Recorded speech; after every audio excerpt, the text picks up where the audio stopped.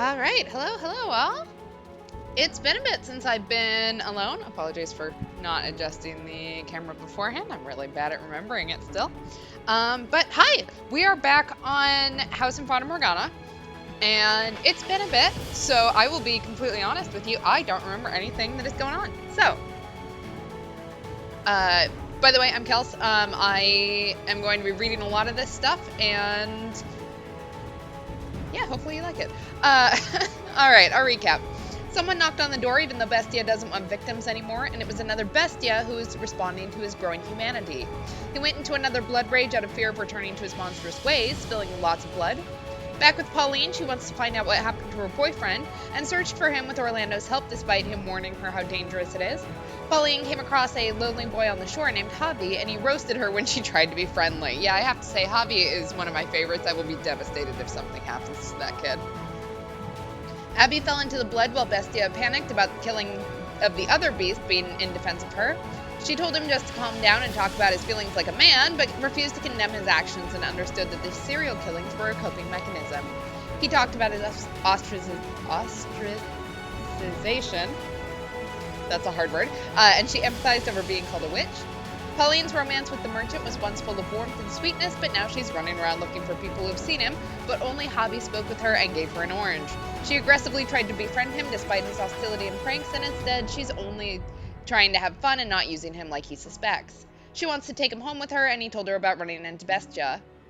3 years ago, Pauline met the merchant from her father's homeland at a restaurant where her parents were arguing. She made awkward small talk, and they eventually bonded on wanting to explore and the fact that he gave her the clothes she's wearing. I think once we get in it, let me know if it's still overpowering, but I think that it just doesn't scale in there. No, it still seems really loud, doesn't it? Oh, not what I meant to do. Okay, apparently we're quick saving. Give me just a second to turn that down. There we go. Okay. The music is really good though, so. Oh, is that so? Very well then. Oh no, thank you for the information. I really appreciate it. And don't worry about me, I'll keep safe. Goodbye. Shortly before I arrived at the village, a beast appeared. It killed a number of villagers and then disappeared.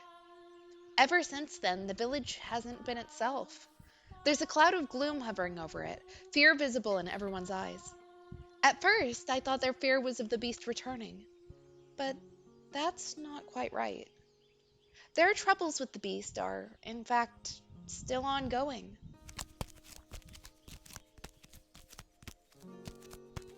Ah, Javi! Hey, I hear you were asking around about the beast. Yeah, Talking about the beast is taboo. People are gonna push you away even harder now. Though, I guess, you are leaving in a few days. people going missing. Your beast problem is still going on, isn't it? Huh? After asking around, I'm beginning to piece things together. When the beast first appeared, you chased it away. However, later, the beast came back, killing villagers. After that, the beast disappeared, but villagers began disappearing too. Once a week, someone would just be gone. And even as the weeks passed, none of them ever returned. The people of the village think the beast is responsible. They think it's kidnapping villagers. That's right. This village is under the beast's curse. So you're better off forgetting about this place and the savage beast that dwells nearby. You don't belong in a place like this. Go back to your hometown, where it's peaceful. That's the kind of life you deserve. Javi, What? I want you to be honest with me about something. Where does... I won't tell you. Why not? They told me that you... that you would know where the beast is, Javi. I heard it from the other villagers that you once chased the beast. Sure you didn't mishear him? No, I'm positive. You know where the beast ran off to, where its hideaway is.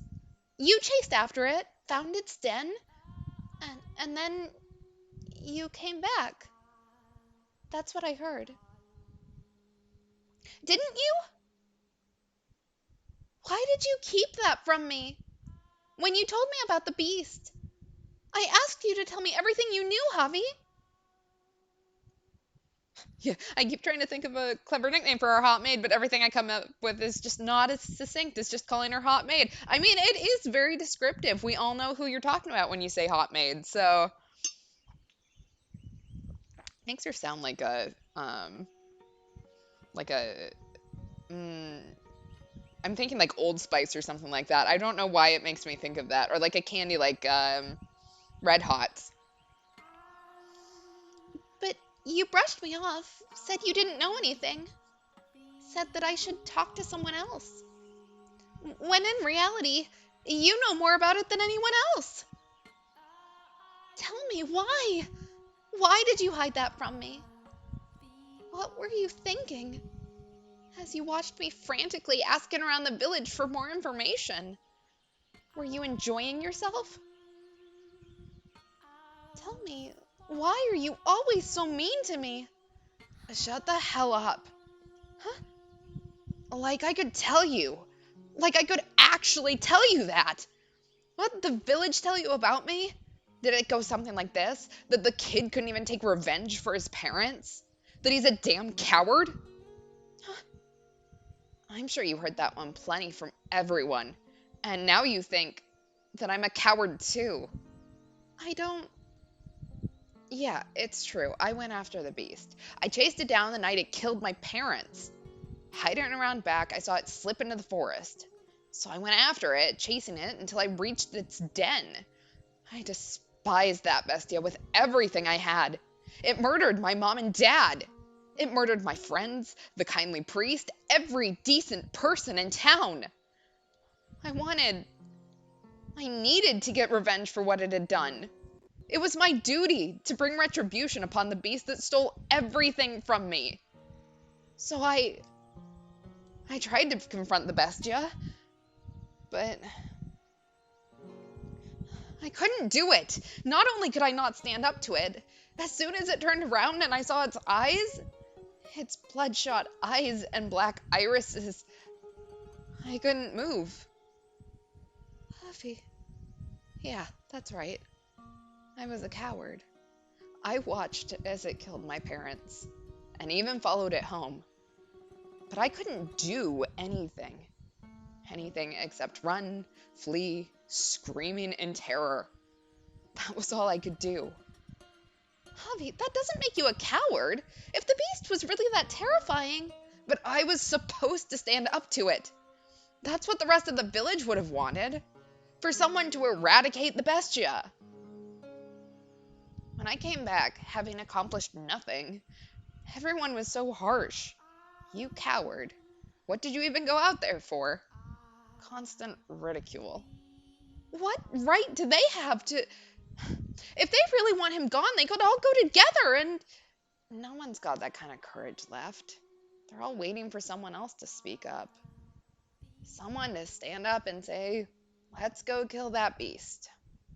But no one has the guts to take that initiative. It could have been me, but the moment I fled back to the village in fear, I lost that qualification. You think that was just me being mean? Huh? That I didn't tell you where the beast dwells? Do you think that was just me harassing you? I've seen the beast. I know how scary it is, and I know how dangerous it is. And you think I'd tell you where it is? I know good and well what you're thinking.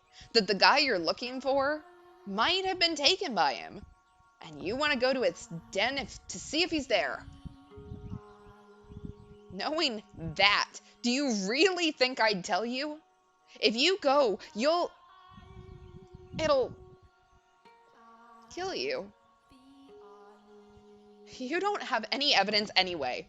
Nothing that points to that guy being taken by the beast. But you don't need to put your life on the line for something like that. Something so uncertain. Even if by some chance he was taken by the beast, there's no way he'd be alive. That's what the beast does. No one comes back alive. But a little bit of mic feedback. Okay, let's tell me if that fixed it. You came back alive, Javi. Huh? Which means there's no saying for sure either way. That's just because I ran away immediately, but even if he did manage to escape, that's all the more reason not to check the beast's den. Like it's brushing against something. I don't know what it's brushing against. Oh, I wonder if it's my fan.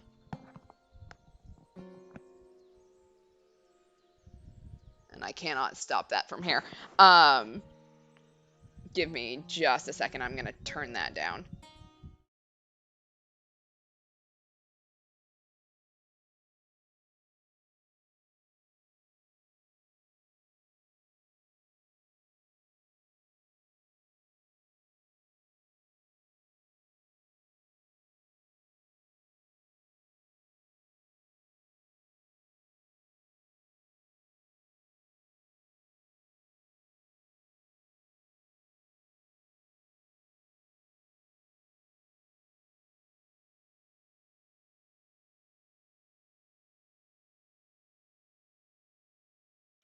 Okay, we'll see if that fixed it. If it didn't, I do not know what to do.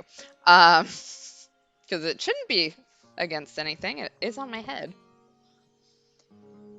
I want to know for sure whether he's alive or dead. Somewhere in a little corner of my heart, part of me thinks that he might just actually be dead.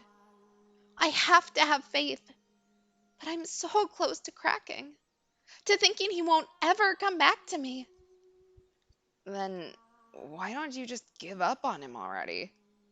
Without knowing for sure, I can't let go. I'll debate with myself forever until I die an old lady about whether or not he's still alive. That's how my life will end. You want closure. You want to know for sure whether he's alive or dead, right? And even if he is dead, you'll be satisfied just knowing it? Right. Which is why I want to, at least, follow any possible leads. There might not be anything saying he's there, but it is true that remains of the ship he was on washed up in this village. If you wandered the area and ended up at the beast's den where he was killed, then I'll let go.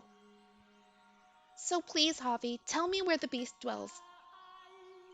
I mean, I think that's kind of where she's at. If she moves on to someone else without being sure he's dead, she will kind of feel like she's cheating on him. Probably. You know. Like, I think it's a reasonable thing. Because she'll always have in the back of her mind, like, what if he comes back? And I guess, like, do you ever move on at that point if you don't know? Because again, what if he comes back? What if she's wrong? I feel bad for her. Make this the last time. Huh? Even if you find no trace of him at the beast's den, even if you don't figure out whether he's alive or dead, you'll give up your search for him. You'll assume he's dead. If you don't reach some conclusion, you'll just keep searching, keep going to dangerous places, keep putting yourself at risk. I want you to stop that.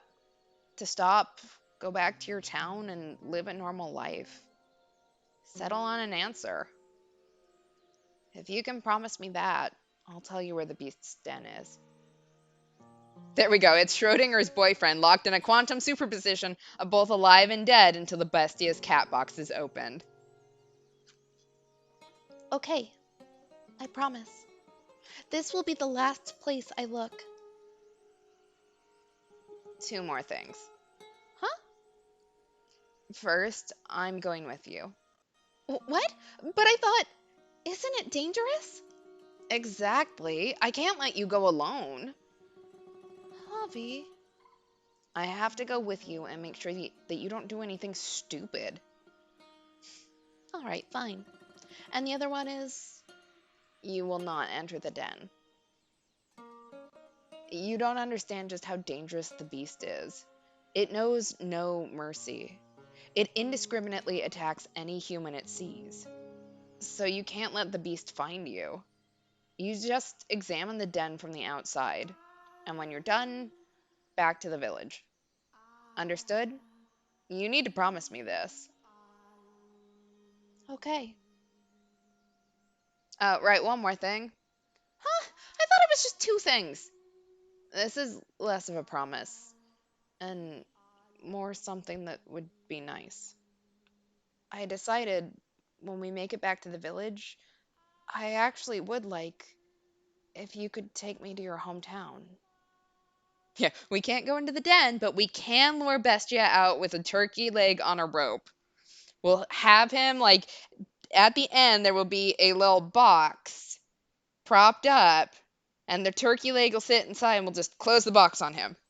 It'll work great. Javi. I'll figure out some way to get permission. And I'll do my best not to be a burden on you. I'm still just a kid, and there's not a whole lot I can do, even in a better place. But I'm surprisingly skilled with my hands. If you have work for me, I'll do anything. So, there's that. Yes, yes! Of course I will. We'll go back to my hometown together and I'll show you all around. You can get some great ham sandwiches there. We'll eat them together in the park. You've told me that already. Are you ever not hungry, lady? You laughed. You just laughed, Javi. Huh? Whoa, back off! I did not laugh. Nope, you definitely laughed. You're kind of cute when you laugh, Javi. Come on, do it again. Go up, like this. Shut up! Stay back! Stop it! Don't touch my cheeks! Aw, I wanted to see it again. I am not your plaything! Anyway, we set out tomorrow.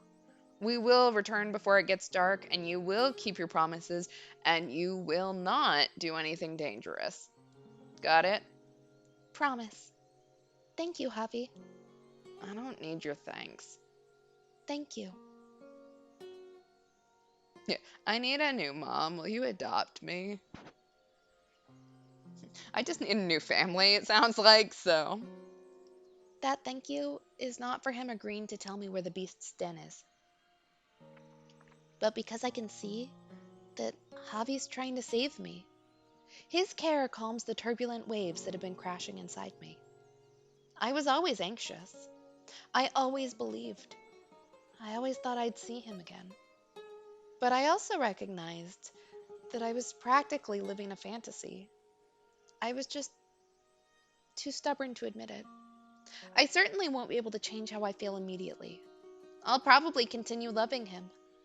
Nevertheless, Javi's words resonated comfortingly with me.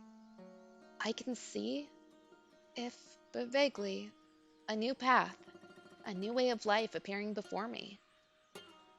That's what he did for me. I will make this the last time, my final attempt to find him. No matter the outcome, I will stop stubbornly believing he's still alive. And then I'll find happiness on a different path.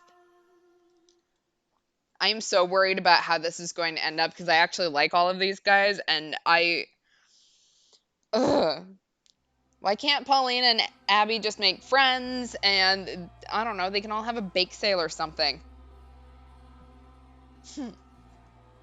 Master, Master, you've awakened. You gave me quite the startle. Do you not remember? You suddenly started staring off into the distance, and you would not respond to anything I said. I thought you were playing a prank on me. Your hand? Oh, yes, I did not let go of it. For if I had, we would be in quite the predicament. Someone approaching the mansion, you say? You saw them. Those images were not shown to you by me. If you saw something, then it was by your own powers. But if you think about it, that's nothing unusual. You are, after all, the master of this house.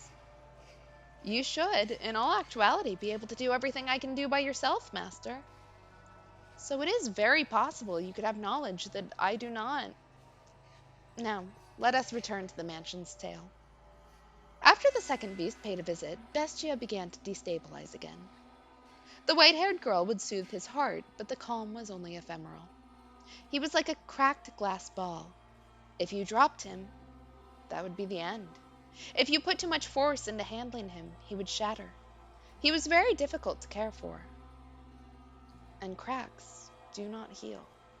The damage still remains, even if the two sides appear to be held together firmly in place.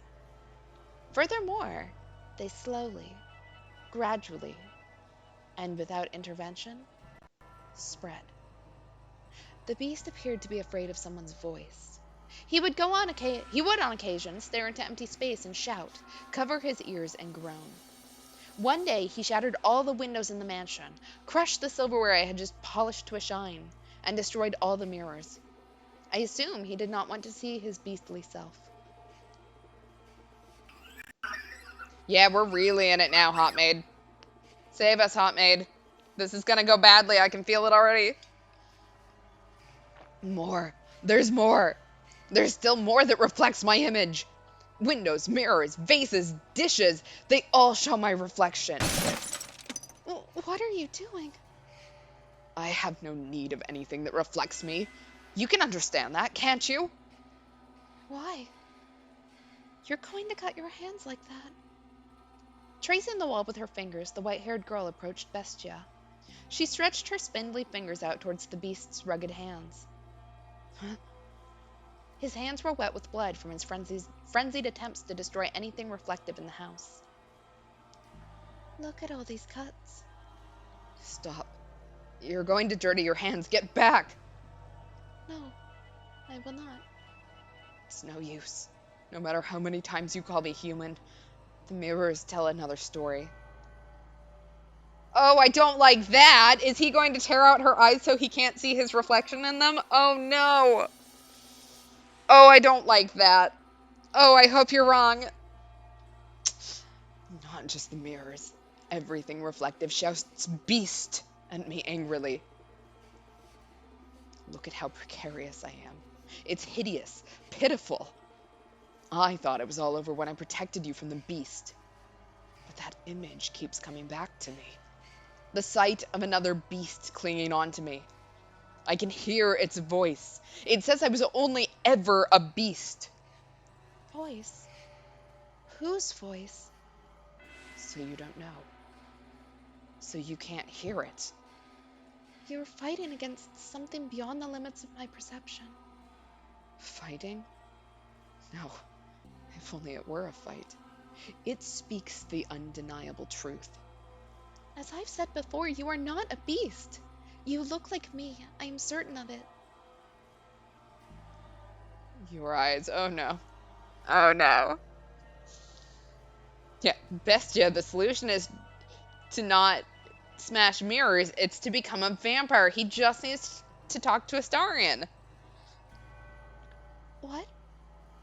Your red eyes. They show you nothing, but they show me what I am. Oh no. Oh no. They show me the difference between us. Are you afraid of my eyes? If my eyes cause you fear, Oh no. if you can see in them your reflection, then you are welcome to destroy them. Oh no. Rip them from me with your own hands. I mean, I guess she's not using them, but oh no. I have no need of them after all. Why would you go so far from me? You. The voice says that you're laughing at me. that deep down you ridicule me. Do you believe that? After all the time we've spent together, I. I don't know. I'm starting to lose confidence. I believe you. I think I believe you. But I find myself wavering. I'm losing sight of myself and of you, of everything. In all my memories, I am a beast. The voice says I was always this way, which I suppose means I am a beast. I can't be anything but. do not trust the voice. Trust me instead. I I do not want to make another mistake. To do something like run away, because I am so weak-willed. I do not understand this woman. She's so pure-hearted, so beautiful, like hope personified. I want to understand, to believe her. I was sure I could do it, but I keep failing. Why am I losing my grip on everything? Are words not enough to convince you? What? Are words not enough to convince you that you are not a beast? Then see for yourself. Feel for yourself that there is but one difference between us. What?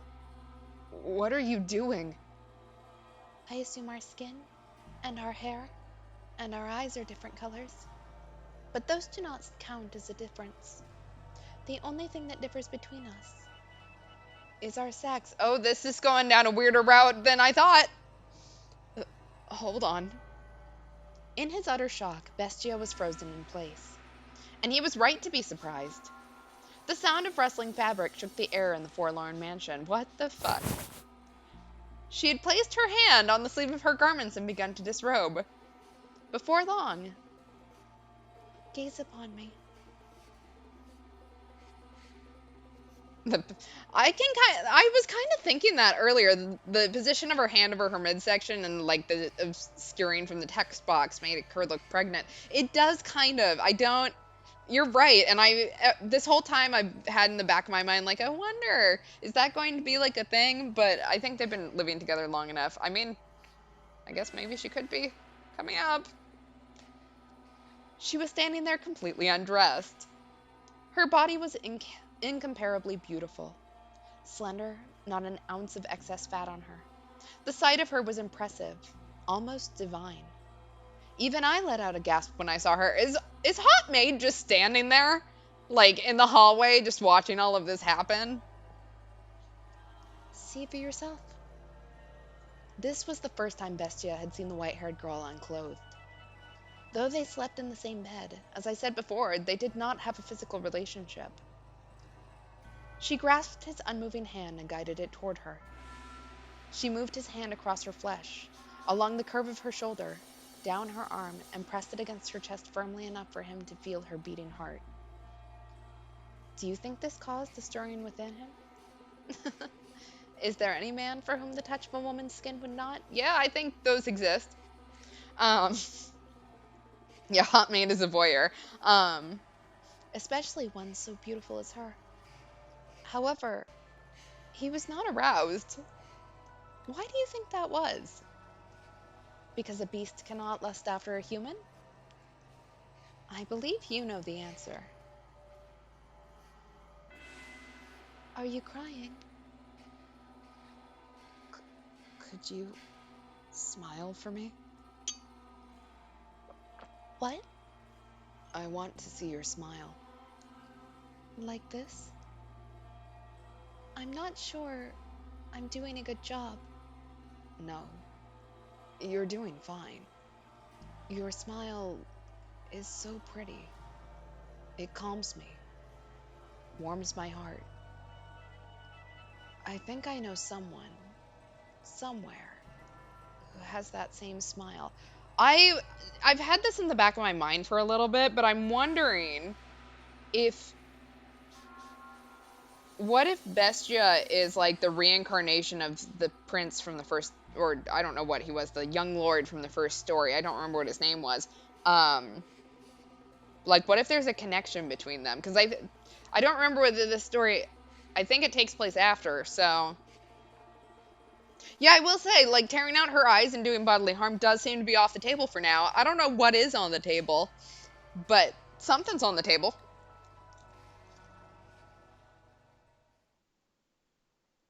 Mel, there we go. Yeah.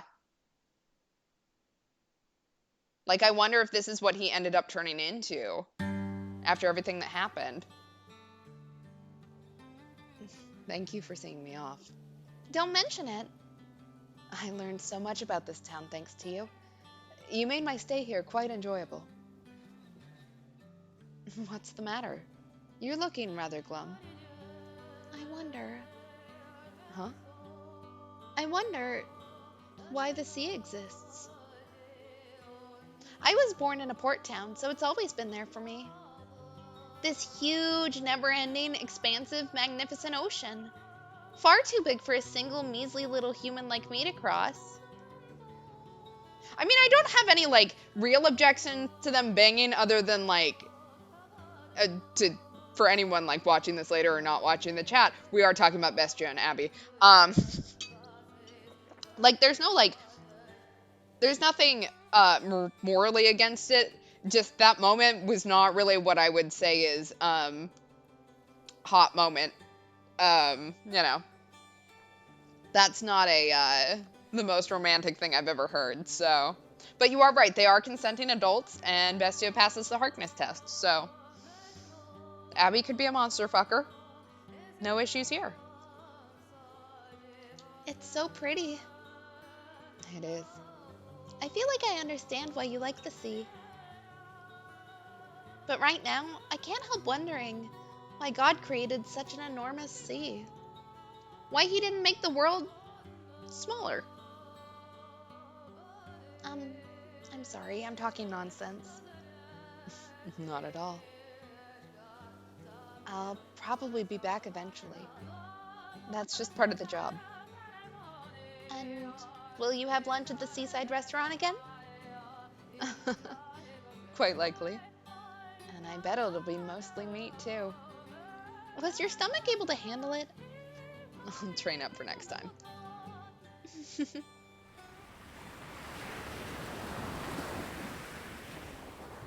Your ship is going to embark soon. Yeah. Will people get mad you're not helping them prepare? Most likely. Then you should hurry off. Yeah. Pauline? I just wanted to thank you again. I appreciate you taking so much time to show me around. Is that all? No. This is so awkward. I love this. I don't know why, but I was considering leaving without telling you this. I'd like you to tell me. I'd feel better if you turned me down. What? My homeland is only getting more isolated. Unlike your country, mine is not eager to associate with the rest of the world. I probably don't even have their patronage anymore. What I'm saying is that I have absolutely no stability. I can't even say for sure whether I'll be back. So, You're right. There's nothing but obstacles. I'm sure my mom would be opposed as well. But I've fallen for you.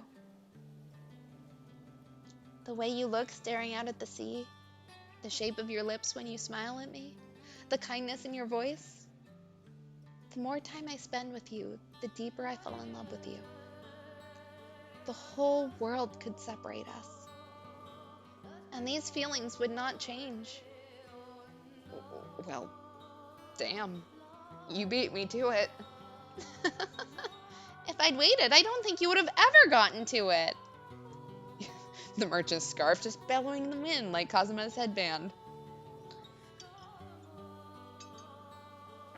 I'll say it myself too. I love you, Pauline. I fell for you the moment I first saw you. I promise We will meet again. Hmm. I promise. I'll be waiting. Thank you. It's visible in both of our eyes. This love, strong enough to wash away all our tribulations. It's all right there, plain as day, in each of our eyes. Mine and his. That was so cute, which means that something awful is going to happen to her. I'm just so not looking forward to it. Did you hear something? Huh? It sounded like someone's voice. I didn't hear anything. It must have been your imagination. Oh, You want to turn back, lady? huh? You're looking nervous. I'm just fine. Let's keep moving. Uh, but there is one thing. What? My name isn't Lady, it's Pauline. This again? Lady is so distant. I don't like being called that. So, call me Pauline. Polly. How's that? Can I call you Polly? Oh, come on. I'd really rather you called me Pauline. I'm an only child, so I've always wanted a younger brother or sister, but Polly makes it sound like I'm the younger one. I am not your brother, and I am not a child. You called yourself a kid yesterday, though.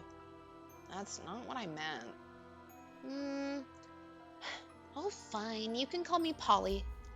It's not my full name, but I'm glad you're calling me something other than Lady, Javi. Yeah, fine. I'll call you a basong. Then that's what I'll do. You laughed! Be quiet. You're no fun. There's a mansion up ahead, standing atop the cliff. I can't say why exactly, but I feel like it's something that shouldn't be there. What do you mean? It feels out of place in this area, and something seems off about it, like it's somehow ethereal and could disappear at any moment. I'm trying to figure out whether they mean ephemeral and not ethereal, because they've used it twice now like that. Um, no, I'm probably just overthinking things. Sorry, that was stupid of me to say. It's okay. We still can't see the mansion Hobby's talking about from here, just dense, overgrown forest. But for some reason, I can sense that we're approaching it. It's a strange sensation. Anxiety is bubbling up from deep inside me, and at the same time, I feel like I could burst into tears. Not out of fear, but familiarity. Familiarity. I've never been to this country before. Everything I'm seeing is new to me. There's nothing at all for me to find familiar. Why then? I'm going to ask you one more time. Are you sure you want to do this? I am. You agreed not to go inside. Don't break that promise. It's okay, don't worry. I'm sorry for putting you through this, making you relive unpleasant memories. But thank you for accompanying me when you have nothing to gain for it. Don't worry, I'll just look around. I'm only searching for a sign he was there. And when I'm done, we'll return to the village together. All right. Okay, now let's go. We push our way through the dark, dense woods. And then, like the world fading into view after a dream, a mansion appears before us. It rests quietly upon a cliff, against a backdrop of emerald ocean. This is the beast's den? Yeah, I found a sign. He was there. It's his corpse. Da da da da da da! It should, by all rights, be a magnificent scene, but the blue sky and jade sea clash with the building.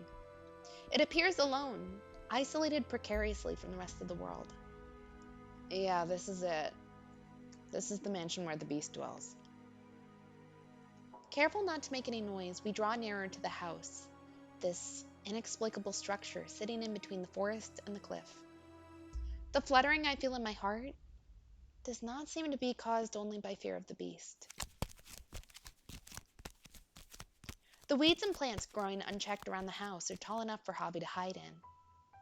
I imagine that's how he approached the mansion the first time, lurking in the overgrowth. Say, have the people in the village thought about leaving this area? Moving somewhere else, away from the beast's den? Only those with enough savings can do that. Leave without money and you'll just die in a ditch somewhere. Everyone's made their lives here in the village. We have farmland, cattle, ships. It's not easy to let all that go. Not everyone can just hop on a boat to another country like you, Polly. We're not wealthy. Sorry, I didn't mean to offend you. I know, I was being too harsh. You're just ignorant. So naive you believe the whole world is this perfect, magical place. I'm not saying that's a bad thing. If you're capable of seeing the world like that, there's no reason you should look at it any other way. For as mature as you can be, Huffy, you're also rather cynical. Well, pardon me. When you... When you said you would take me to your town, that kind of made my day. There's nothing left for me in this village. You'll find plenty of new things, I'm sure. You can even make some friends in my town. After all, you've still got a long life ahead of you, Hubby. No, not the death flag! Not Hobby, don't take him away from me. Yeah, now we're worried that Hobby's innocent eyes are going to walk in on Abby and Bestia in the middle of sex. Scar him for life. Watching his family and village get massacred wasn't the final straw, it was sex. So you should make it a fun one. You make it sound like I'm about to throw myself off a cliff. I didn't mean it like that. We should try to keep quiet from here on out. Okay. Got it. Yeah, especially since there's no windows anymore. As we draw closer to the mansion, I can see the ivy twisted across its stone walls. I press my back against the wall and take a few deep breaths. There's a window next to me. If there really is a beast, if there really is a terrible, man-eating monster inside, I'm in danger if it catches me. Javi's eyes entreat me not to get any closer, but I have to see. I have to see if there's a mountain of corpses inside these walls. If there's even the slightest trace of him. I'm just going to have a look, peek in from outside without being noticed. That's all I'm going to do. And when it's done, I'll go home. Through the window, I see a dimly illuminated hallway. Like the garden, the inside is desolate. But there's still the sense that someone lives here. It's not completely abandoned. Polly. Ah! I see something moving inside the mansion. I hold my breath so whatever is in there doesn't sense my presence, doesn't sense my gaze. And then, a shadow whisks past. No. Polly? Hey, Polly! Open up! Please, open the door! Stop it, you idiot! What do you think you're doing? Please, open the door! Polly, you promised me. Have you lost your mind? The only thing in here is a... It's not a beast! Huh? It's not a beast! A beast isn't living in this mansion! You're wrong. It is. There's a beast in there. A bestia. Get away from the door. The beast... It's not a beast! Open the door! Open the... I knew it. I knew it. I was right. You're alive. You're alive. You're alive! I never stopped believing. I knew you wouldn't die. Would you? Yukimasa? I had faith you were still alive. I wanted to prove it. And I was right. I'm I'm so glad I had faith. I'm so glad I didn't give up. I missed you so. All this time, I've never stopped thinking about you. I've never stopped imagining our reunion. Yukimasa, I'm so glad you're alive. Stop it, Polly. Get away from him. That's the beast. Uh-oh.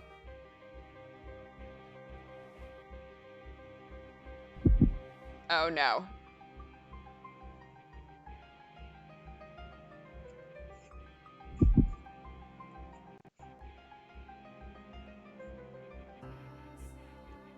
Well, that's a twist. You'll kill me if I don't kill you, and so I must show you that I will. I must show you that I'm serious. I must kill you or you just won't understand. You just won't understand. If I don't show you firsthand, you just won't understand. I'll make you understand. I'll make your flesh and bones understand. Kill. I'll kill you. I'll kill you.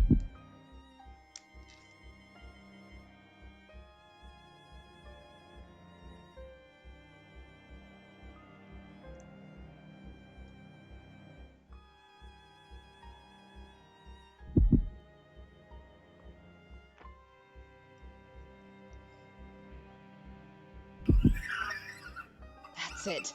Cry for me. Beg for your life. Pray for my mercy. Weep and struggle and suffer and die. Look at this. No one can stand up to me. Humans have no chance against beasts.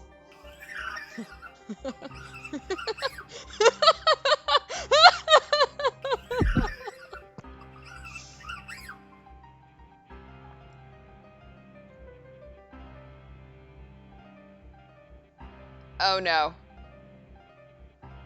Yukimasa? What's wrong? Oh no. What? What's the matter? It's me, it's Pauline.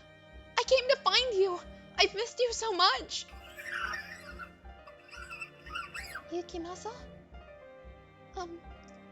Sorry, I still don't understand your language. Is that his normal language? Girl, your dad speaks that? Wait! Where are you going? Stop it! Polly, don't go after him! Polly! Oh, I didn't plug in my computer. Give me just a second.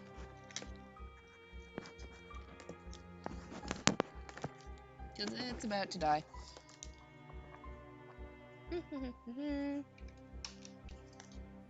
Alright, we are back on. Please excuse me as I have now tangled up the mic. How the fuck did I do that? There it goes. Okay. Let me know if the mic is doing weird things now. But, why? Why are you running from me? Don't you recognize me? It's Pauline, your love. What? Why? Your katana. Why? Why would you point that at me? You're scaring me. What's gotten into you? Hey, what's the matter? Yukimasa, do you know who I am? What happened? You used to be able to speak my language so fluently. Well, let's talk. What do you say? Put that thing away, please. It's dangerous. I'll let him do that. Oh no. But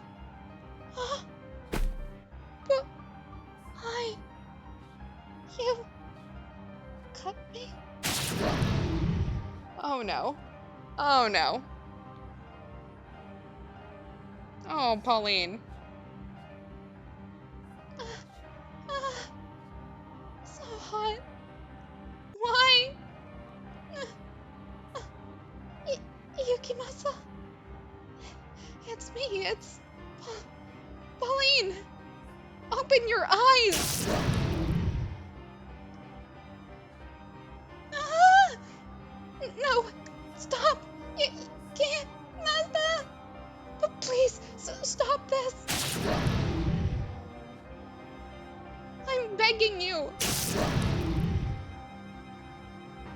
Why? Why would you do this to me? Stop it, Yukimasa! Stop this! Seriously, where is Abby in all this? His blade, held high above my head, glimmers. Why? He's the beast? Tell me, Yukimasa, did you kill all those villagers? Are you going to kill me? Why?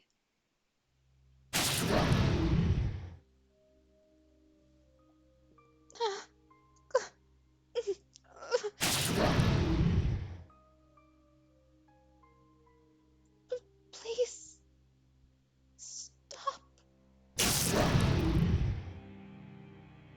Gonna let him keep roaring. Oh, Pauline.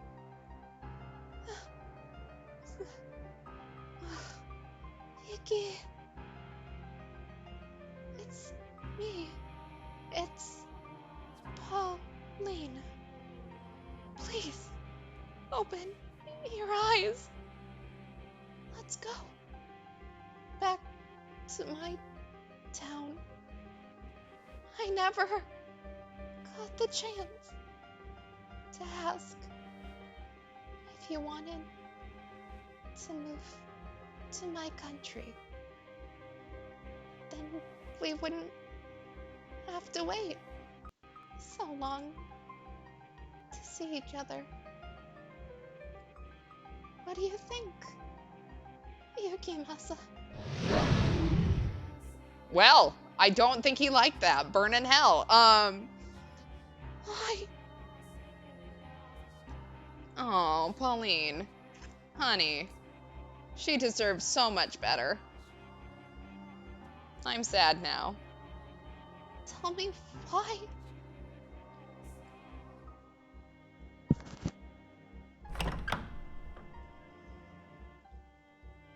What happened here?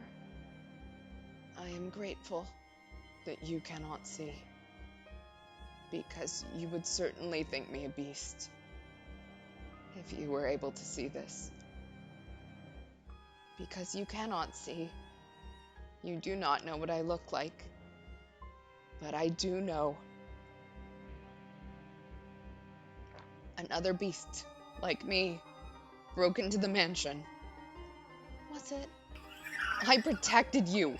Did I not? I protected you. Say that I protected you. That I did this for you. actually a beast? Oh. I can hear a woman's voice. I can't keep my eyes open. I wonder who she is. They seem like they're really close. Did you choose someone else? Then you could have just said so. I wouldn't be angry. We've been apart for so long.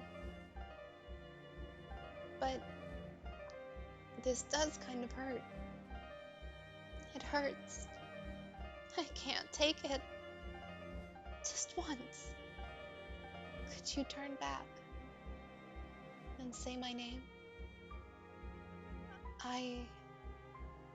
I proved it. That you're still alive. We were lovers, weren't we?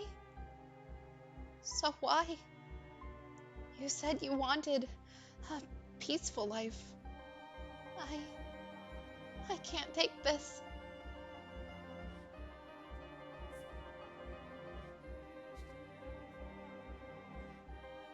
It hurts so bad. Yuki Masa, I can't take, can't take this.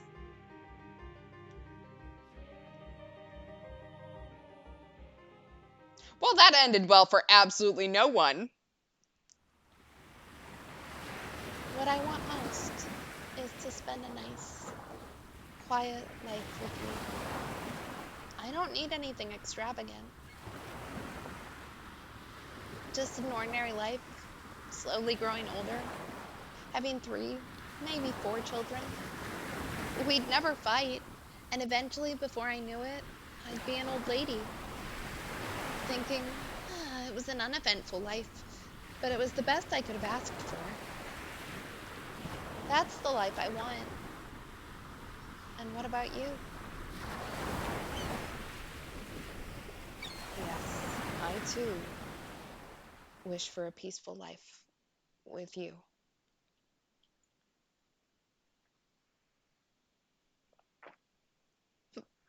Polly.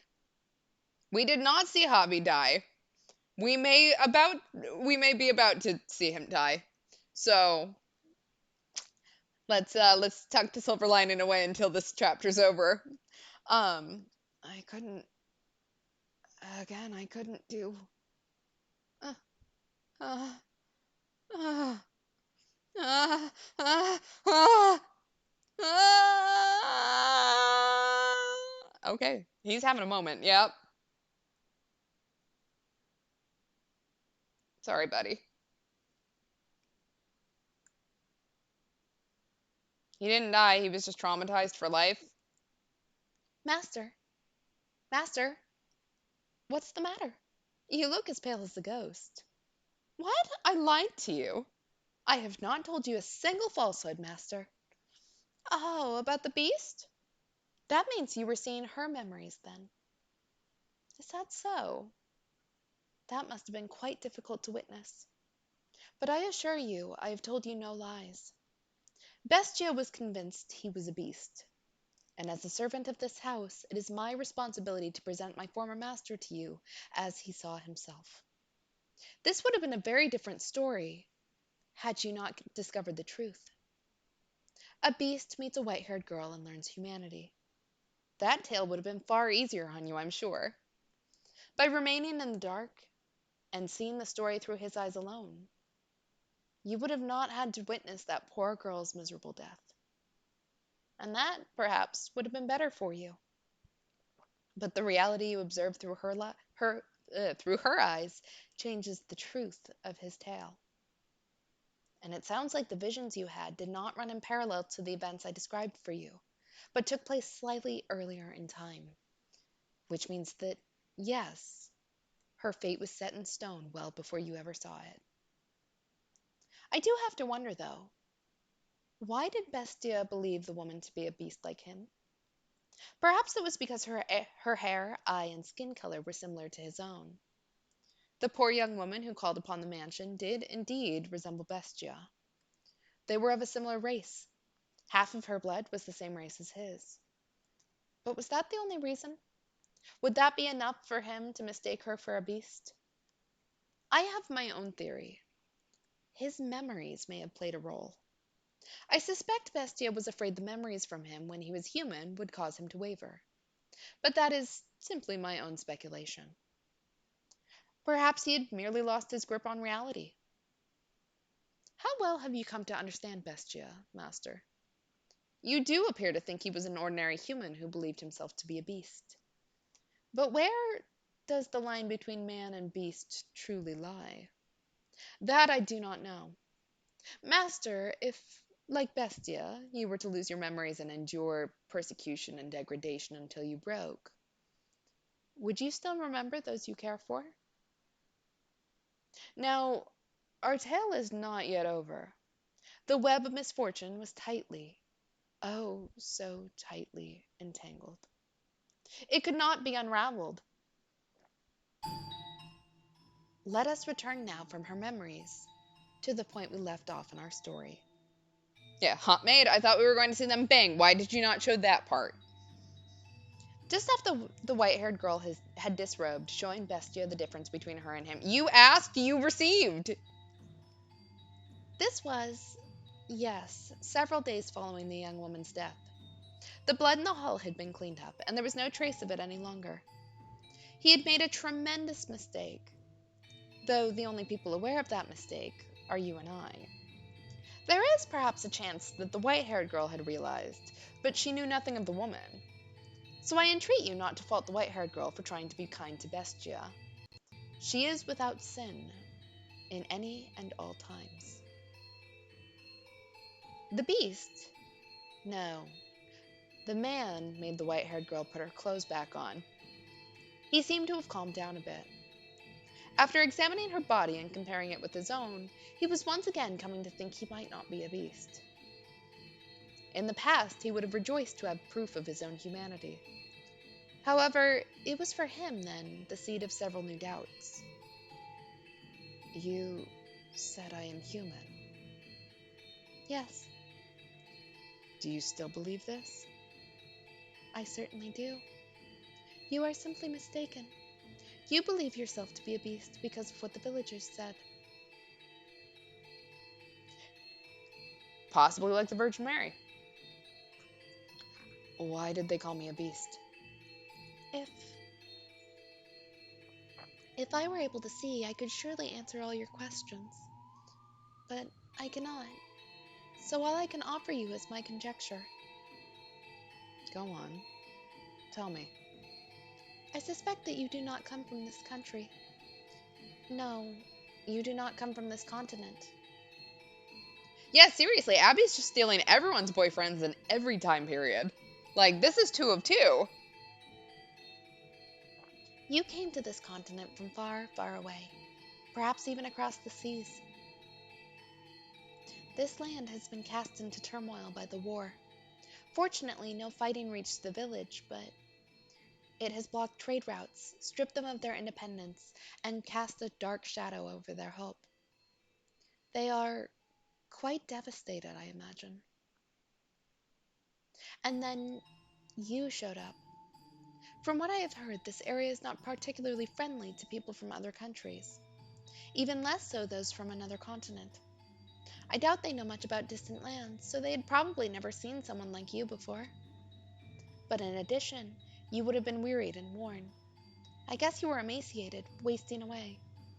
Enough so that you did not even look like yourself. Do you remember how you arrived at the village? When I woke up, I was on the beach. I don't remember anything before that. My joints all ached, and I was incredibly thirsty. I was in so much pain. I sought help. But nothing I said got through to the villagers. I did not understand what they said either. But the one thing you did understand was that they were calling you Bestia.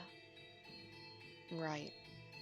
And I also understood that the word was used to describe beasts. The way they looked at me, it wasn't normal. So I imagine, at first, they simply didn't want the trouble. They didn't actually think you were a beast. Simply that this wretched man, unfamiliar in appearance, who had washed ashore, resembled a beast. washed ashore. You were in an accident, were you not? While crossing the sea. I I do not remember. Yeah, it sounds like the beast stuff was just racism. So, great job, small village. I can't remember. No, I mustn't remember. If I am not a beast, that means the other beast wasn't one either. Oh no. Is he gonna realize it? There's a part of me that really doesn't want him to realize it. What did the beast look like? It looked somehow similar to me. Its hair color, skin color, eye color, and the way it spoke seemed vaguely familiar. Which means it was. I cannot accept that. If I do, then that means I have done something terrible. Oh, yeah, you did something terrible. No! What? I. They did call me a beast. I was, in fact, a beast. As I've been saying, that's because. Tell me I'm a beast. Please, let me remain a beast. How do you imagine he saw the world? I cannot even begin to fathom. But you can never know what someone else sees. And there's nothing to say that they see the same thing as you. As you and I have seen different things, so too did the man and his lover see different things. Or perchance, the true shape of the world is visible only through the white haired girl's sightless eyes. Do you think the reason he so stubbornly rejected his human memories is because he had taken the life of his beloved? I personally believe that there was more to it than that.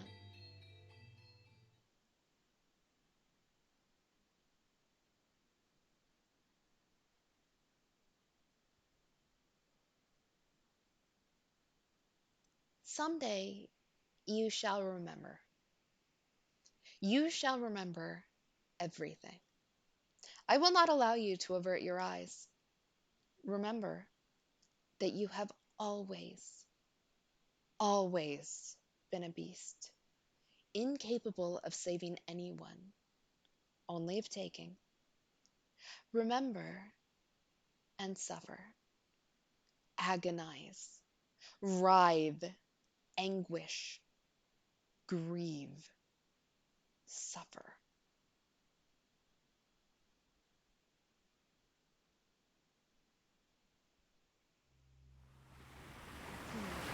Such a damn shame. Our homeland is but a stone's throw away, and they still won't let us in. Just how long are they going to maintain this stance? Regrettable, isn't it, son? Yes, I agree with you wholeheartedly, Captain Asama. We can make it this far on the white men's ship, but they give no response to our missives. I'm not sure it's even reaching the magistrate's hands. Is it so difficult to be even the slightest bit accommodating to your fellow countrymen? They seem to be treating the white men rather poorly as well. I hear they imprison them on a tiny man-made island. It's no way to make friends. No, all things considered, we can hardly call this our homeland anymore anyway. For how many generations has your family lived overseas again? I am the third. I see.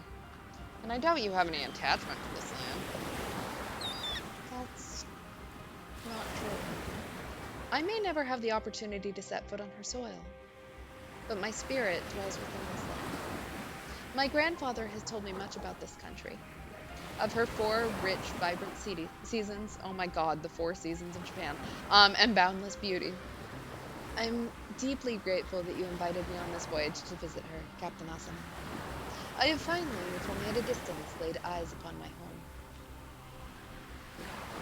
I cannot say when this era may draw to a close, but I hope the time comes when we can proudly proclaim her our motherland. You can't find food this good back home. I eagerly await the day that becomes true. Indeed, as do I. I've lied to her. She believes I was born in the Orient, but in truth, I have never once set foot in that country. I was born in Europe. My family has not been permitted to return since my grandparents left. I can still remember, as clear as day, the look of profound regret on my grandfather's face as he departed from this world. He bequeathed unto me a katana, and on that day, that blade became the one object binding me to my homeland. I could not bring myself to tell her that I am disallowed to return home. I did not want her to think that I had been forsaken by my country, that my country would do such a thing. However, some part of me believes there was more to it than that.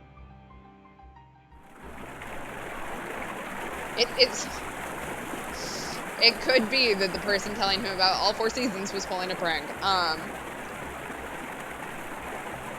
don't think he was race faking. I think he'd just never been back. So, he's like, what, 2nd generation Japanese European? 3rd generation? I don't know, I can't do the math, but... A smuggler? Yeah, I never would have expected it. Not on this ship. One of the crew was conspiring with a government official. He hid unreported goods on board and delivered them in secret. What goods? Silver coins. Spanish coins trade for more. Spanish coins trade for more than they're worth as currency. The official was sentenced to commit seppuku, but we are responsible for our own crew's punishment. I'm still trying to decide how to handle it. Have him commit seppuku as well. This sailor has brought shame upon the entire ship. If he is made to take responsibility for his actions, then perhaps we can minimize the damage to our reputation. Yeah, I don't know why the water sounds are so loud. I don't think I can change that. Oh, maybe they're considered a sound effect. There we go.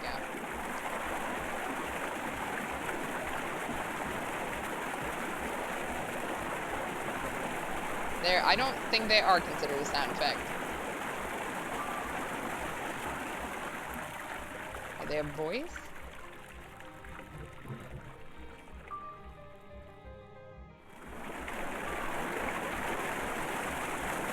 You make a fair point. Unfortunately, he's not of this land. I doubt he's familiar with the ritual. Then I shall serve as his second and ensure he dies without issue. Have you lost your mind? I have been trained in the art. It is unlikely I should fail. You are not a samurai, though. I was born into a family of samurai. At least, it was until 3 generations ago. But that blood still courses through my veins. Very well, then. That is how we shall do it. We now commence the ritual seppuku of our fellow seaman Seedorf. Really? They could have named him anything and they went for Seedorf? Seedorf has, in violation of restrictions set in place by the shogunate, committed the grave crime of smuggling prohibited goods into the country. Yeah, I was trained in the ancient art of suicide and I practiced real hard. In order to atone for this betrayal of the trust of both nations, he vows to take his life here before you. Do you have any last words? I deeply regret that we should have to lose a companion with whom we have traveled the 7 seas in this manner. Do it. It wasn't me. What? It wasn't me. I've been set up. I didn't smuggle anything. I don't know anything about any silver coins. I've been framed. Believe me. Why should I have to slice my own... Oh. Well. Yukimasa. He said the accusations were false. Lies to escape punishment. I could not allow him to continue shaming himself and us when his fate was already decided. This man was apparently trained by the Japanese judicial system. So, it would only serve to tarnish the ship's honor.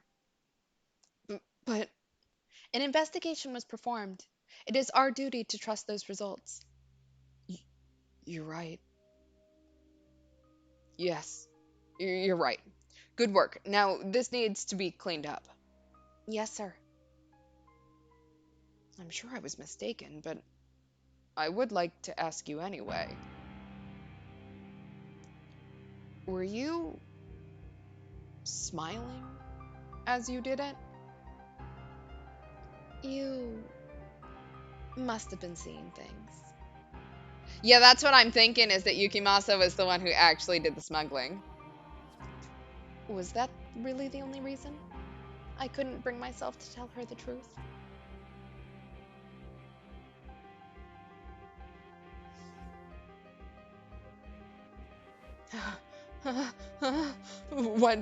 What was that dream? Was that from my memories? No. Asama? I've never met that man. Or that woman. No. I was just, no. It wasn't me. I don't. I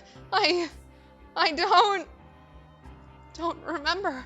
I don't remember anything. Not a thing. Not a single thing. I am a beast. I'm a beast, not a human. Something memories. I didn't read that. No, don't remember what. I don't need those memories. Okay, lots of groaning sounds. Uh, are you there? Are you there? Where are you? Come, come to me. Be with me. Peace, my peace. Where are you? Where have you gone? Why? Why are you not at my side? Uh, uh, don't remember anything. Stop remembering.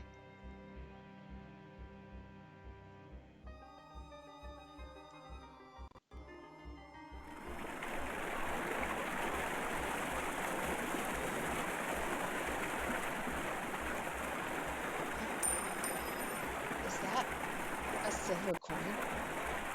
Spanish silver. Yeah, I think we were right. Some weeks after we set off back west, I find a silver coin in the ship's hold. I don't know if it got overlooked or dropped when transporting the rest, but there's just one. The first thing I think when I find it is that I should report it to Captain Asama. But instead, I slip the coin into my pocket and take my leave of the hold as if nothing ever happened. Not for the purpose of smuggling it for some extra cash. It only has extra value in the East. Back west, it's worth nothing more than its designated value as currency. So again, it's not for want of money. Oh, damn. Seems Seedorf might have been innocent after all. Perhaps so. And if he had no hand in the smuggling, then I have done a horribly regrettable thing. No. As you said, an investigation was conducted. We had no choice but to believe the information we were given. You mustn't blame yourself. I feel bad for putting such an unpleasant responsibility on you. Not at all. Now, how do we handle this? Can't believe a silver coin was found in someone else's luggage. It would be best to handle this internally. Publicly, we have already made our amends with Seedorf's death. That's true. Though it would be prudent to try and discover from where he's acquiring the coins, so as to prevent another such incident. Should one of our crew be caught smuggling again, he will not be the only one asked to take responsibility. I have great sympathy for you, Captain Asama. This is quite the headache. I can't imagine he would give up his connections just because we asked. We can force him. If he doesn't want to talk, then we can give him some encouragement. But I couldn't. Worry not, Captain Asama. I shall take care of the dirty work. You needn't trouble yourself with anything, Captain. Leave it all to me. Captain. Very well. I leave this in your hands, Yukimasa. Yes, sir.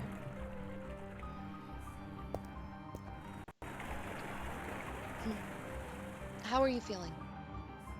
Hey, untie me! What's the meaning of this? A silver coin was discovered in your luggage. Huh? A silver coin? Interesting. It would seem you have quite a knack for acting. Hold on, I don't follow. I thought the smuggling problem was taken care of. Seedorf wasn't the one doing the smuggling. It was you. Like hell! I've never seen any damn silver coins. This is some kind of mistake. Check my bags again. A coin was found in your luggage, regrettably. Captain Asama saw it himself. Lies! I swear I've never touched one. Is that so? I swear, never once. Please believe me, I'm no smuggler. I've done good work, even on this expedition. You know I'm not someone who would get involved in smuggling.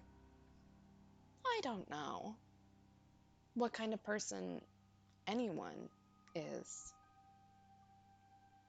We may have known each other for years, but that doesn't mean I have any way of knowing what you think in private, how you feel, what kind of person you are.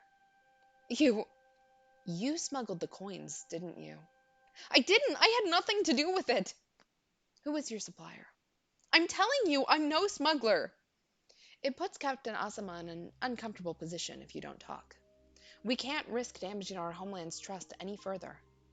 I swear to God I had nothing to do with it. So you won't tell? How can I tell you something I know nothing about? I see. You believe me?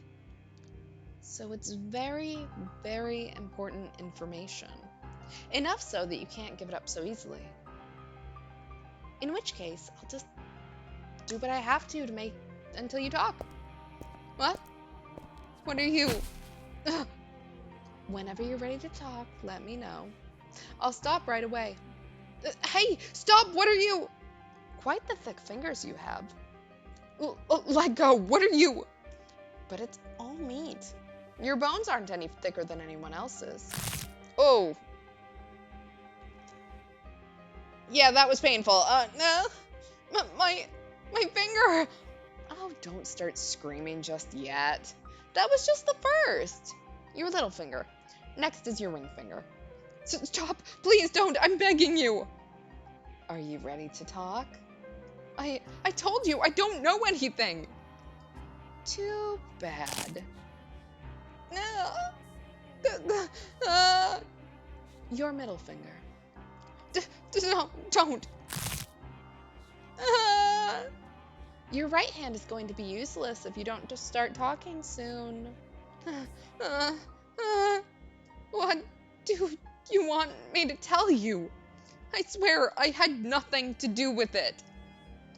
What has you so stubbornly refusing to talk? Is your supplier really worth going to such lengths to protect?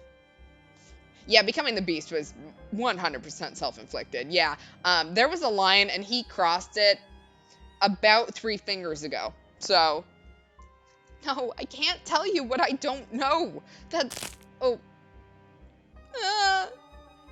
All that's left is your thumb. Help! Someone get me! Just so we're perfectly clear, everyone on board knows what you did. No one's going to come to a smuggler's aid. God, I can't take any more of this.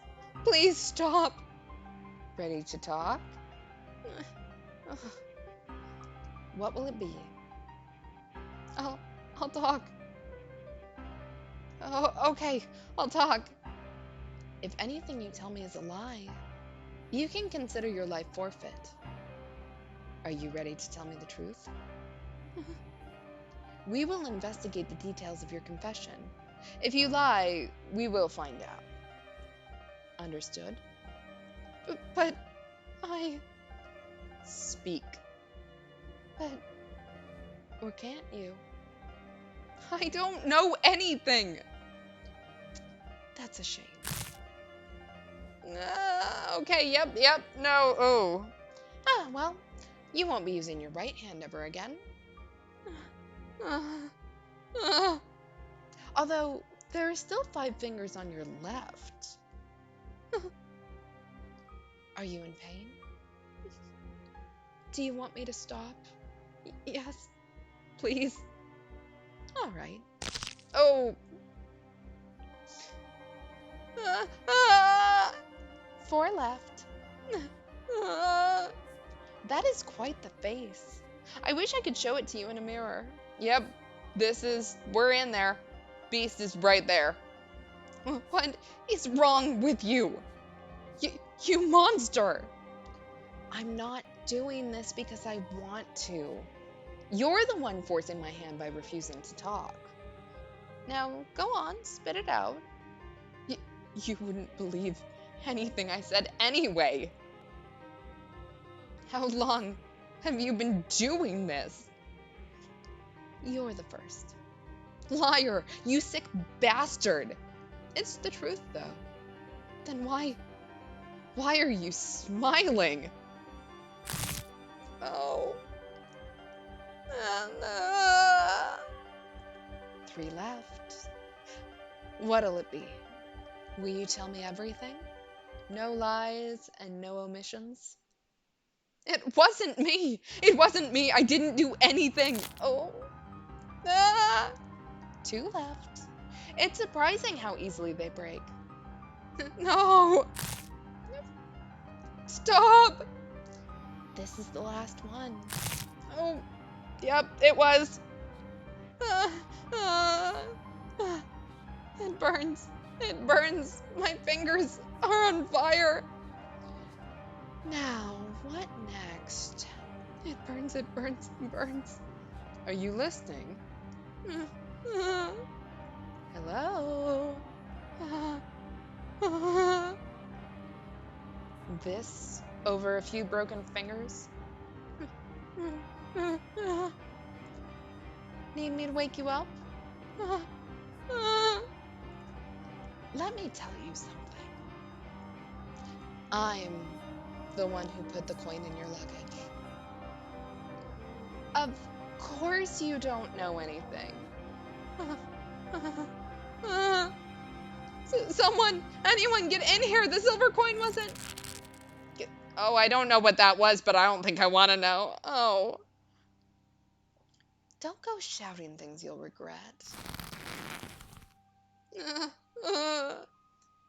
It's hard to fight back with your hands in that condition.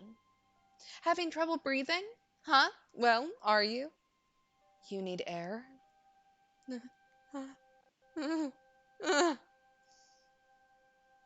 I guess it's hard to talk with my hands around your throat, huh?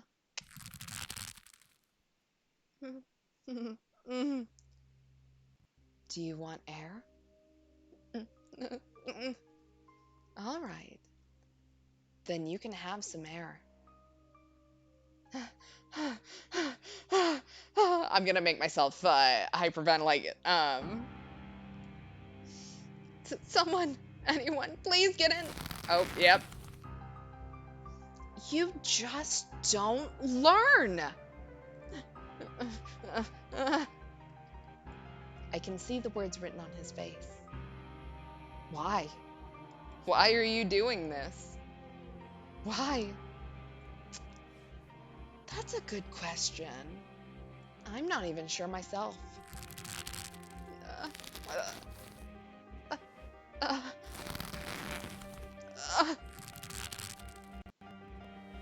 Hey. Answer me.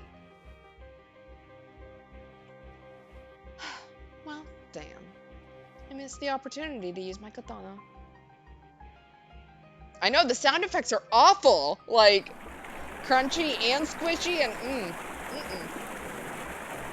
I tossed the man's body overboard. My story will be that he sneaked out while I wasn't looking and threw himself into the sea. As I watched the sack of flesh sink into the depths, I'm thoroughly shocked to realize that I don't feel the slightest bit bad about what I've done. No regret, no remorse, nothing. I comprehend that the things that I've done are reprehensible, that they're evil.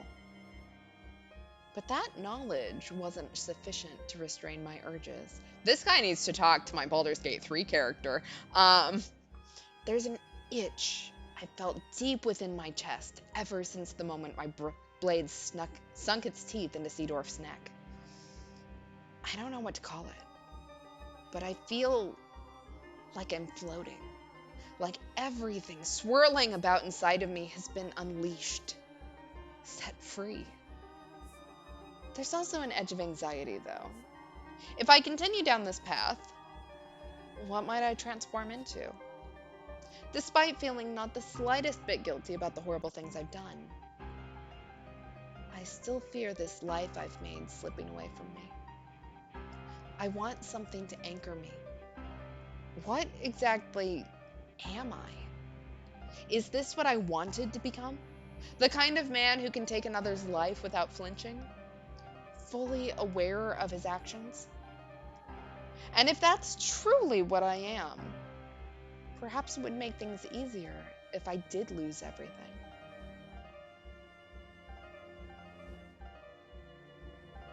Oh, don't scare me like that! And where did you pick up a word like I forgot. Still don't know how to pronounce that. I never took you for someone so pretentious. I'm sorry. You just look so much like a rabbit there, the way you were tossing your head back and forth, looking around for me. Oh, you. It is something you call a child. I'm not a little girl anymore. I'm sorry, really. Don't be so mad, Pauline. I'm not mad at all. It's it's been a year and a half. We finally get to see each other again. That we do. Did you have any trouble out at sea? Did you fall ill or get caught in a storm or run into any kind of danger at all? No, there was no trouble. Everything went fine, without incident. The sea god was watching over us, I suppose.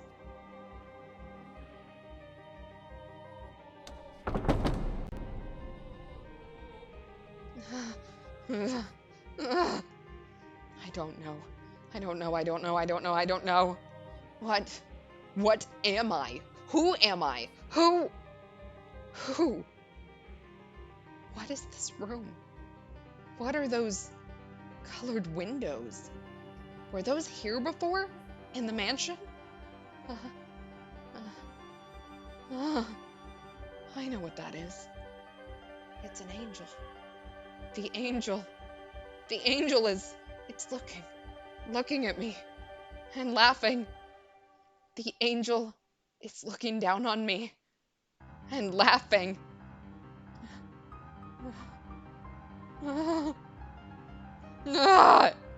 Oh.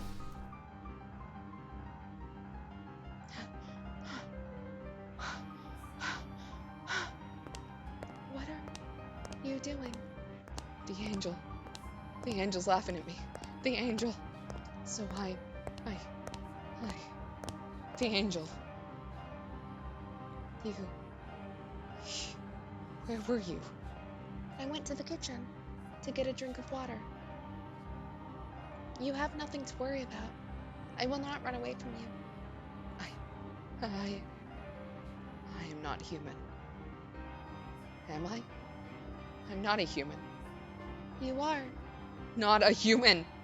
You are. You. It's all right.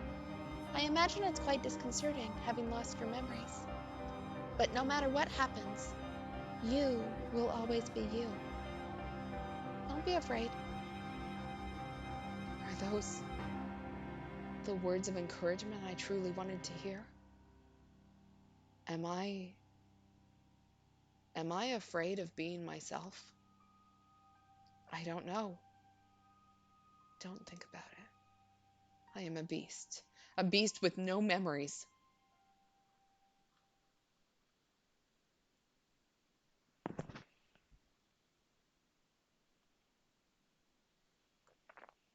His psyche drifted erratically between human and beast. If he accepted himself as human, it might cause memories better left buried to return to him. If he accepted himself as a beast in exchange for his memories, he would no longer be able to rejoin human society. The white haired girl fervently supported him in these precarious times. I was quite amazed. I had never imagined she would grow to be such a strong woman. Nevertheless, God is a cruel master. For what strength he gave her spiritually, he took an equal part from her physically. Though she persisted day in and day out to stay by the man's side, one day she suddenly fell ill.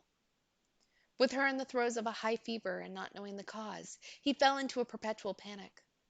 There was no medicine in the mansion. They could hardly manage to put together sufficiently nutritious meals. Though there was no medicine, maybe there was something else that could make her feel better. However, everything he could think of required him to leave the house. Hey, hey, is there anything you would like? Anything I would like.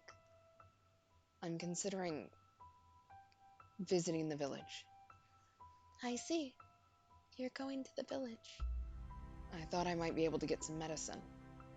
I would prefer to bring a doctor here, but no one would come if they learned you were in this mansion. So, He was planning to put on a disguise to enter the village as a person. The white haired girl smiled when she heard his idea. She had, after all, always wanted him to think of himself as human. However, because she was so pure hearted, she did not comprehend the full extent of the slaughter he had confessed to committing. the revenge he had taken on those who had chased him around. How sinister his cackling and furious his reaping. She did not grasp just how serious it was. She had faith that Bestia had kindness in his heart. If you cannot get any medication, then buy me some oranges, please. Oranges? This is a land blessed by the sun. You should be able to find some wonderful fresh oranges. Will that make you feel better? Yes, it should. Okay. Bestia's mind was made up. He would don the skin of a human for her, to protect the peace he had. He would return to the place that had left him with many painful memories. It was to him the source of his fear. Whenever he let his guard down, their shouts would play back in his mind. Bestia! Bestia! Bestia! Hideous beast! Though he had physically conquered the people who lived there, Bestia's memories of the village still haunted him. But her health meant more to him than any of that. He was willing to cast aside his fear if it meant the white-haired girl would recover. The girl still in her bed, he made his way out of the mansion.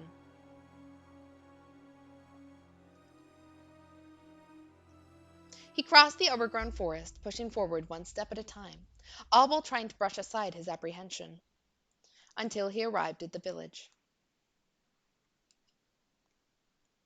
This is where they called me a beast, where I was almost killed, and where I killed them.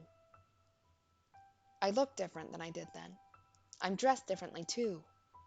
But can I play the part? Can I act a convincing enough human? I have no choice. There are no other villages.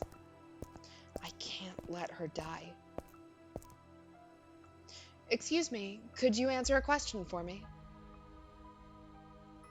The village man is looking at me. Only for a moment. But for me, that moment is tortuously long. A faint look of panic crosses his face, perhaps in fear of my appearance. He's staring at me. Will he point his finger and call me a beast? Will the other villagers come to kill me? However, Haven't seen you around here before. he didn't recognize me. Yes, I come from a faraway land, and I'm unfamiliar with this area, so... You dressed like a nobleman. On a secret trip or something. Something like that.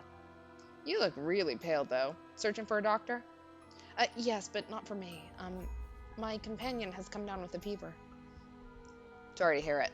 Well, I'd love to introduce you, but he's out right now. And he won't be back for a few days. I see. And where might I be able to buy fruit? There's a shop just around that corner. Thank you very much. Don't mention it. Do take care, traveler. It's dangerous out there. I'm starting to attract attention, but not the same kind as before. They don't look at me with revulsion, hatred, or furious indignation. They're simply curious. The village feels different than last time. Could it have changed this drastically? Or is it because I really did look like a beast then, and now I look like a human? I don't know. Excuse me. Me? Yes? I would like to buy some fruit. Some oranges. Oranges? Alrighty. Just a sec. The fruit vendor doesn't recognize me as the beast either. Any other year and they'd be a lot plumper than this. But this year we've had the end of the war and this whole mess with the beast, and it's just been crazy. If you'd like, how about you come back in a few years and try our oranges again? They'll be several times better, I assure you. I'll keep that in mind. You bet. That'll be... I'm sorry, I don't have any local currency. Would this suffice? But how is... No good, I take it? No. On the contrary, it's hardly fair for you trading a jewel for a few oranges. That's all I have to offer. I hope you can exchange it for money. Sure. You nobles are something else. Noble? Aren't you? Though, if you wander around dressed too well, you put yourself in danger. You might find yourself stripped bare like a bandit, or perhaps even catch the attention of the beast. The beast. Everyone mentions the beast. They speak of me. Have you heard the tales? Uh, I have not. There's a beast's den not too far from this village. It's attacked before, and we've been living in fear, never knowing when it might attack again. But all that ends today. Oh no. Huh? The men have finally found their spines. They all got together and went out to exterminate it. What? And you'll never guess who's responsible. A kid! A little boy is spearheading the attack. Never would have expected a little kid to whip all our lazy, cowardly men into shape. The boy's the only one who knows where the beast's den. Hold on. What about your oranges? The men have banded together. And they're going to kill the beast? Why now? Why, when I'm not there? I'm the beast. I'm right here. I'm what you're trying to hunt. The only person at the mansion right now is her. I mean, isn't the maid as well? I also don't know why she couldn't have gone to get the medicine, but, He regretted not asking the fruit vendor how long ago the party set off. Though, what good would that knowledge have done him? He had to hurry back regardless. The sun was beginning to set, draping the surroundings in a deep blackness. As if to keep him from returning home, the night wrapped its hands around his head, covering both eyes. In what direction did he have to head to return to the mansion?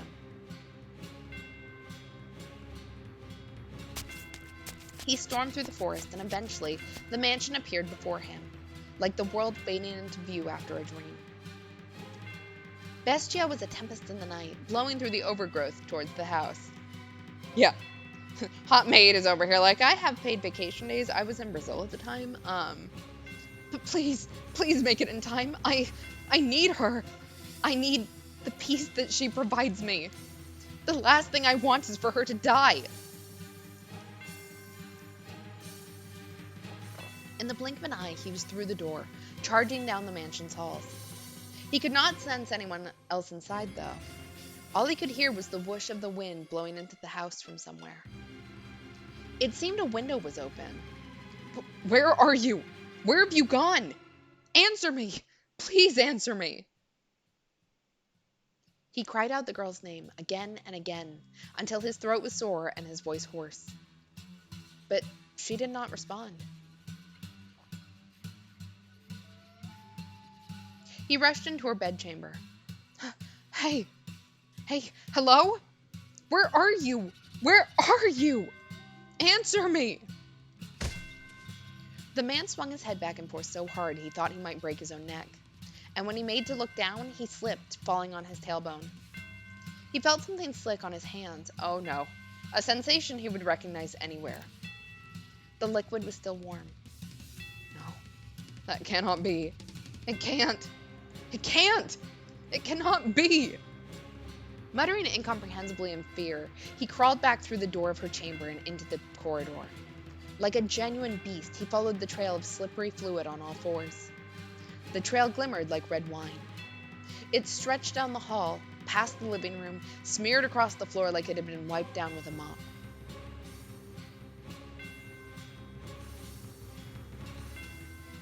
The man crawled and crawled and crawled until at last he reached the stairs leading down to the cellar. The ruby trail continued. From beyond the door he could hear men's voices.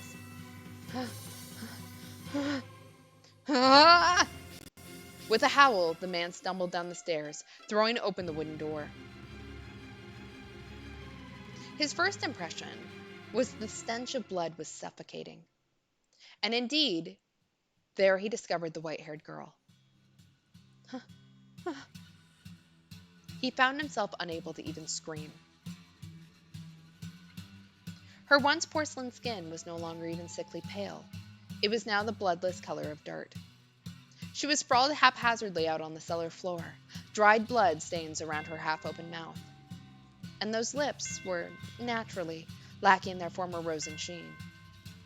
Her body was covered with an array of wounds, but the most prominent was the man's singular sword standing tall in her chest. This is the Bestia? He doesn't look like the same. It's him. He's the same guy. He's the bestia. Several villagers surrounded him at the behest of a young boy. He's gotten himself dressed up all proper and fancy, but good clothes don't make him a good man. Isn't that right, you bestia? No. You murderer! Why did you kill her? Why did you kill her? Why did you kill her? Why did you kill her? Why did you kill her? Why did you kill her? Why? You want to know why? Her death was an accident, I'd say. I feel bad about what happened. But any woman who would live with a man like you must be a witch. Does that hurt? Are you hurting right now, you bestia? Then maybe now you understand. You not only stole my parents and friends from me, you ripped the last shard of hope I had from my hands. Do you get it? Do you finally understand how I feel? Now do you know how it feels to have someone you care about taken from you? Pauline, was desperately trying to find you. Why? Why would you kill someone so devoted to you? Do you understand what you've done? I'm asking you a question, you goddamned murderer. I see. And now, I have nothing left. What? The man stepped forward, almost perfectly calm. His panic had vanished, as if it were never there. His eyes were disturbingly vacant. Perhaps the sorrow had overpowered him, beating his heart into quiet submission. No, that was not the case. Though his eyes were empty, a faint smile spread across his lips. The transition was swift, as though a gear had switched in his mind. The boy and the other villagers were frozen in place at the sight. Before long, the man was standing before the deceased girl's body. And then he pulled the blade from her chest. I knew it. I really was a beast. And what I wanted was a tether. What are you yammering on about? Didn't you care about that woman? Didn't you choose her over Pauline, who you then threw aside and butchered? What is wrong with you? What was she to you? She was my serenity. But she's dead now. And there's nothing I can do about that. Peace, calm, tranquility. The man's behavior was downright eerie, causing the boy to flinch back. Believing he'd had everything taken from him and could not possibly lose anything more was, I imagine, what had allowed him to stand up to the beast, the source of such crippling fear. Yet now he found himself unable to move. He found himself in the face of such an incomprehensible creature, paralyzed with fear. And the villagers were similarly dumbstruck. Not even I could understand his behavior. What the hell is wrong with you? How can you laugh at this? I don't get it. How indeed. I wonder myself.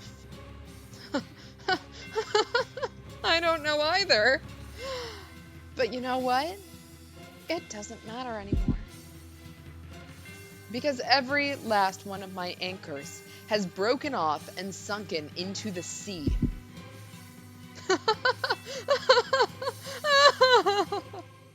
Huh?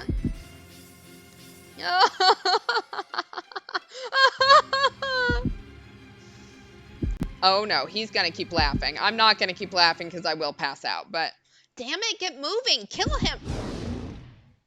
I'll slaughter every last one of you. Yes. My whole life, I've always wanted to kill.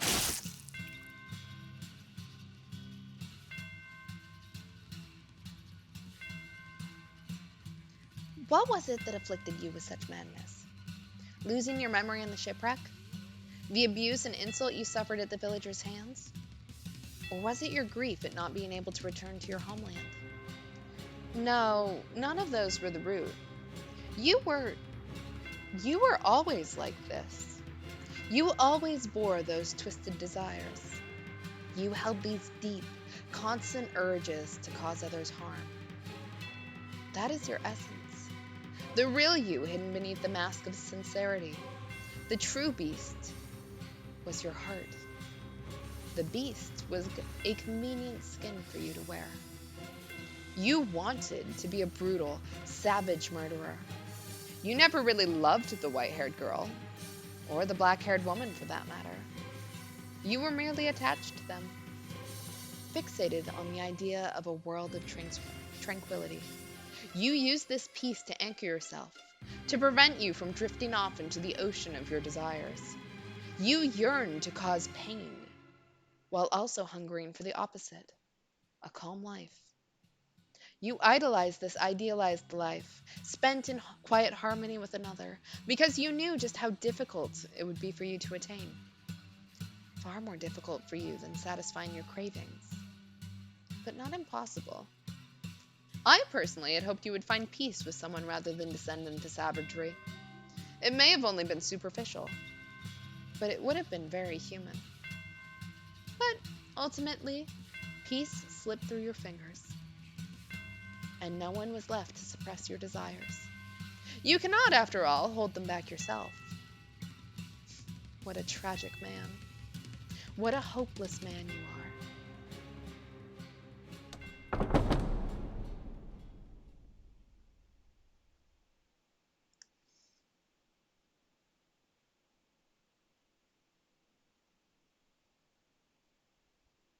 The door to the cellar swung shut.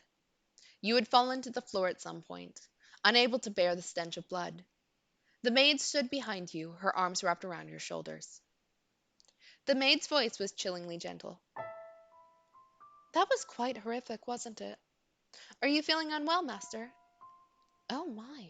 You're shaking, master. Fear not. I assure you the police will the police. Oh my god. Freudian slip right there. The beast will not come through that door. I am here for you, and I will continue to hold you for as long as you need to settle your nerves. Oh dear. You feel like you might freeze in my arms? Am I really that cold? I cannot tell my own temperature. You wish to know what happened to Bestia after that? I could open the door once more and show you, but I have no intention of knowingly tossing you back into that den of horrors. He lost the rest of his humanity, becoming wholly beast. But, to tell just a little more of the tale, it is my understanding that an entire village was ravaged shortly thereafter. He was a bewitchingly talented swordsman. Not a single person living in that village could stand up to him. In the woman's memories you saw, he was a gentleman, yes? But even the mildest of men can change. Though, personally, I believe that without an element of monstrousness buried somewhere within, a man cannot become a beast, regardless of what may push him in that direction. Do you follow? Now tell me, master, have you remembered anything? Oh dear, I was afraid of that. I am a remarkably patient maid. I shall accompany you for as long as you require. So please do find your memories. Now, let us head to the next door. And I think we're going to end there for tonight because I think this is a really good place to stop. Well, that was horribly depressing. And my disappointment is immeasurable. My day is ruined. And Pauline deserved so much goddamn better. But we made it through the second door, I think. So, next stream is today's Thursday. So Sunday, 10 o'clock. Sunday, yeah, 10 o'clock Eastern, 7 o'clock Pacific. Was just about to ask. Apparently, no one if they had any announcements. I don't have any announcements for anyone. So be back on Sunday. Hope you enjoyed. Thanks for hanging out, and yeah, have a good night. Bye.